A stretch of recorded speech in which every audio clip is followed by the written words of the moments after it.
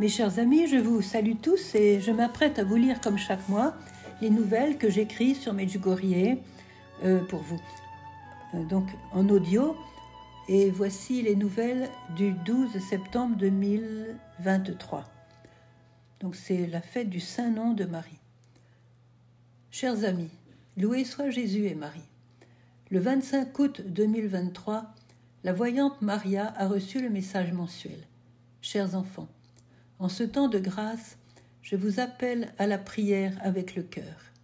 Que vos cœurs, petits enfants, soient élevés dans la prière vers le ciel, pour que votre cœur puisse ressentir le Dieu d'amour qui vous guérit et qui vous aime d'un amour incommensurable. C'est pour cela que je suis avec vous, afin de vous guider sur le chemin de la conversion du cœur. Merci d'avoir répondu à mon appel.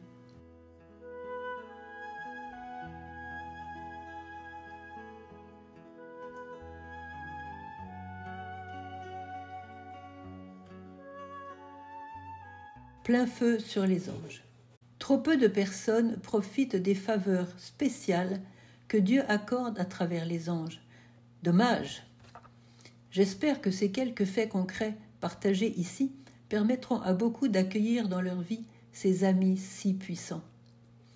Au début des apparitions, la Vierge a demandé aux membres du groupe de prière de lier amitié avec leur ange gardien et de lui écrire une lettre.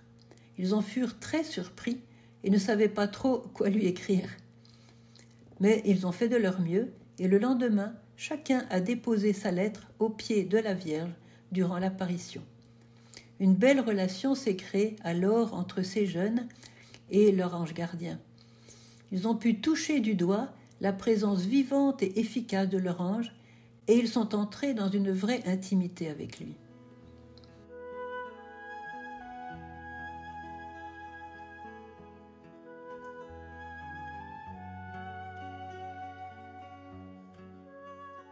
Un désir irréalisable. Quelque temps plus tard, 4 amis de Medjugorje se sont rendus en Allemagne. En examinant l'itinéraire de retour, ils se sont aperçus qu'en faisant un détour de près de 5 heures, ils pourraient passer près de Vérone et rendre visite à un prêtre que connaissait l'un d'eux et qui touchait les cœurs par son exemple d'extraordinaire de sainteté. Le père Luigi Bosio, maintenant vénérable et en voie de béatification. Il avait entre autres le don de voir dans les âmes, comme le curé d'Ars, et de connaître les péchés de ceux qui venaient se confesser à lui.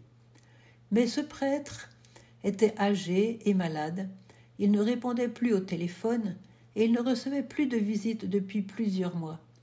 Impossible de le joindre pour le prévenir de la visite. De plus, il vivait dans un appartement attenant à la cathédrale de Vérone et pour y accéder, il fallait passer par un premier portail privé, puis par une seconde porte d'entrée, habituellement fermée à clé. Comme mes amis voyageaient un dimanche, ils savaient qu'il n'y aurait personne pour leur ouvrir toutes ces portes. Avec ces 3 obstacles majeurs à franchir, le projet était irréaliste. Faute de téléphone utilisant les anges. Leur désir de voir ce prêtre était cependant trop fort et nos amis ne se sont pas découragés. Ils décidèrent de mettre leurs anges gardiens au travail. Première mission pour lui, parler au cœur du père Bosio et lui demander s'il pouvait venir le voir. Ils attendraient que leur ange leur retourne la réponse dans leur cœur, dans la prière. Après quelques moments de prière, tous furent envahis d'une vraie joie, si bien qu'ils mirent le cap sur Vérone.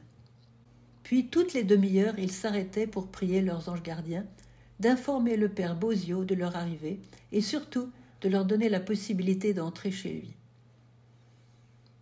Un rendez-vous préparé du haut du ciel. Quand ils arrivèrent enfin à la cathédrale de Vérone, ils trouvèrent le premier portail grand ouvert. Ils entrèrent et garèrent la voiture. Puis ils s'aperçurent que la porte d'entrée de l'immeuble était elle aussi grande ouverte. Tout cela était très encourageant. Enfin, quand ils commencèrent à monter l'escalier conduisant à l'appartement du père Bosio, ils entendirent une voix qui venait du 4e étage. « Vous voilà enfin, c'est vous, mes amis, qui m'avez envoyé vos anges gardiens toutes les demi-heures. Entrez, je vais vous donner la bénédiction. » Oui, le père Bozio les attendait sur la dernière marche de l'escalier. Nos amis n'oublieront jamais cette bénédiction.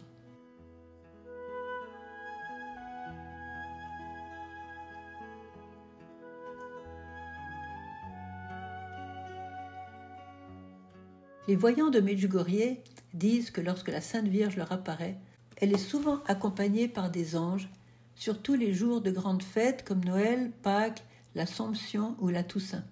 Ils sont 3, parfois 5 ou davantage. Parfois, elle est entourée d'une multitude d'anges. Notamment, il arrive que le mont Krijevats soit couvert d'anges.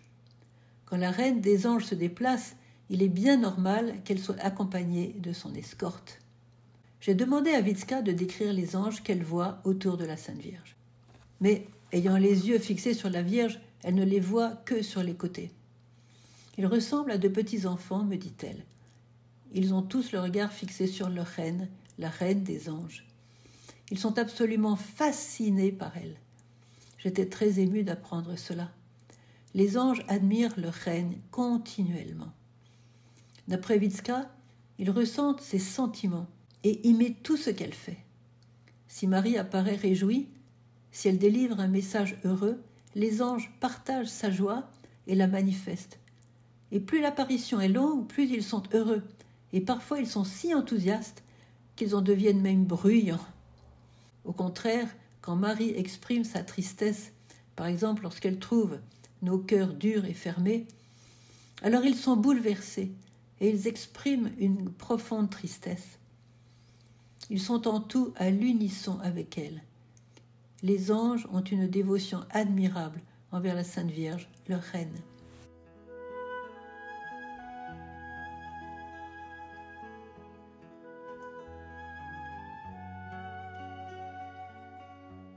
La présence des anges n'est pas nouvelle ni spécifique à Medjugorje.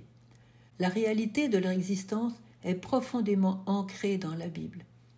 Ils accompagnent le peuple de Dieu au cours de son histoire. Citons parmi une multitude d'autres le passage de l'Exode, chapitre 23, versets 20-23. Je cite : « Je vais envoyer un ange devant toi pour te garder en chemin et te faire parvenir au lieu que je t'ai préparé. Respecte sa présence, écoute sa voix. Ne lui résiste pas. Il ne te pardonnerait pas ta révolte, car mon nom est en lui. Mais si tu écoutes parfaitement sa voix, et si tu fais tout ce que je dirai, je serai l'ennemi de tes ennemis et l'adversaire de tes adversaires. Mon ange marchera devant toi. » Fin de la citation. Les anges sont présents dans l'histoire de l'humanité et dans celle de toute la création. L'intervention des anges dans la Bible est constante. Dès la conception d'un enfant, Dieu place un ange à ses côtés. Une de ses tâches principales est d'aider son protégé à marcher dans les voies de Dieu et à ne pas s'en écarter. Il nous épaule dans nos combats spirituels contre l'adversaire et contre les anges déchus. Personnellement, j'ai souvent expérimenté la protection de mon ange gardien, et si je suis encore en vie sur terre aujourd'hui, c'est en grande partie grâce à lui. Plus on prie les anges, plus ils se montrent efficaces. Souvent, je rencontre des parents désolés de voir leur enfant suivre un mauvais chemin, et ils se plaignent que l'enfant ne les écoute pas. Mais tout changerait s'ils priaient leurs anges gardiens, le leur et celui de leur enfant. Ils peuvent envoyer leur ange gardien à l'enfant pour qu'il parle directement à son cœur et qu'il lui inspire de meilleurs sentiments. Ils peuvent aussi prier l'ange de l'enfant afin qu'il l'aide à ouvrir son cœur à Dieu. Faire cela chaque jour est un acte de foi et un acte d'amour qui porte beaucoup de fruits.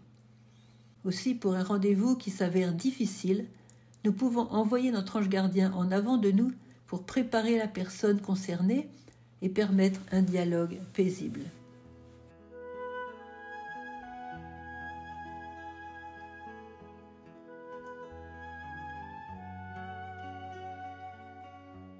Un conseil de Don Dolindo Ruotolo.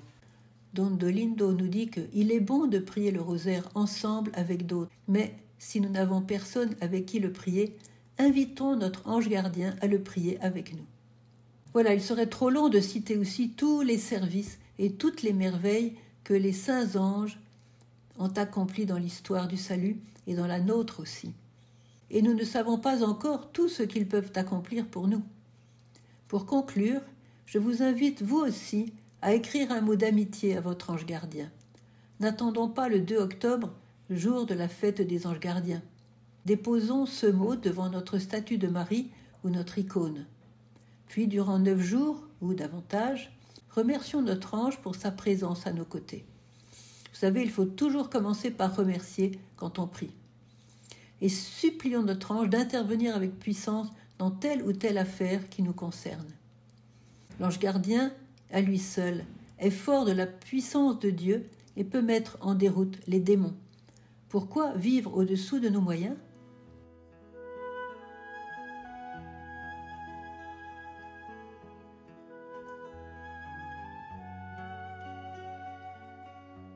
Cher Gospa, avec les 9 cœurs des anges et les myriades d'esprits bienheureux qui adorent sans cesse la face de Dieu, nous t'acclamons et nous exultons de joie.